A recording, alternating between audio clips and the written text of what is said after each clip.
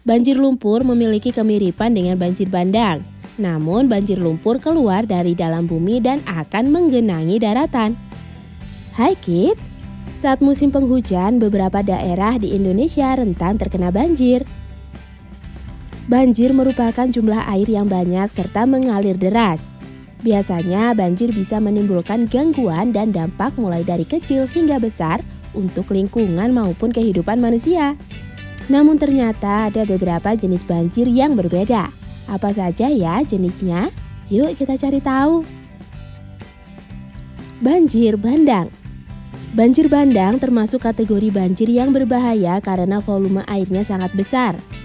Arus air ini sering membawa lumpur dan memberikan dampak kerusakan cukup parah pada wilayah yang terdampak. Banjir ini dapat terjadi karena gundulnya hutan pada daerah pegunungan.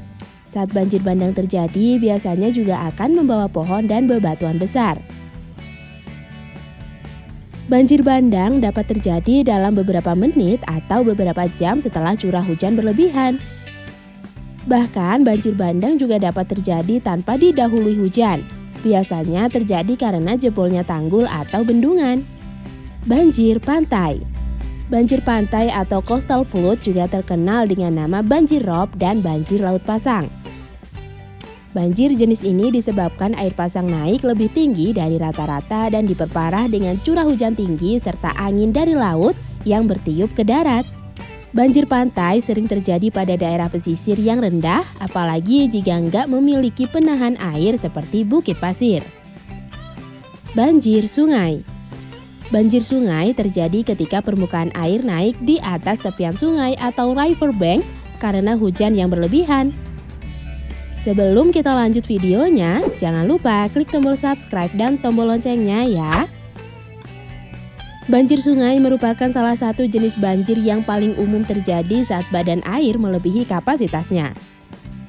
Sungai bisa meluap ke tepian biasanya terjadi karena curah hujan tinggi dalam periode waktu lama. Banjir ini juga dapat menyebabkan kerusakan dan ancaman keamanan.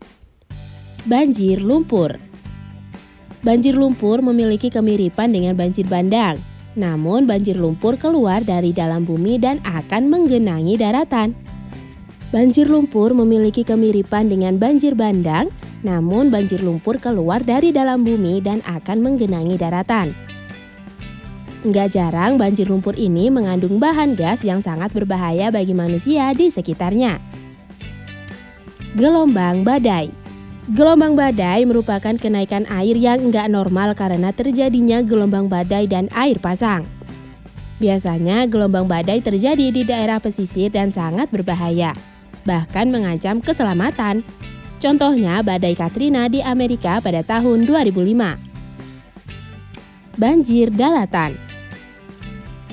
Banjir daratan terjadi ketika curah hujan terakumulasi selama beberapa hari.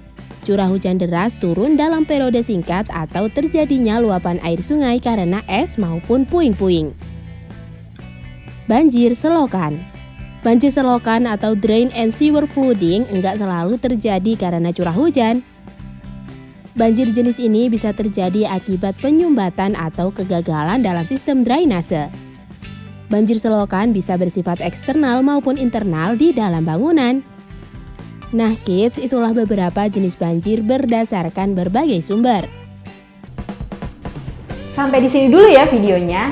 Jangan lupa like, komen, subscribe, dan share ke teman-teman lainnya ya kids. Bye-bye!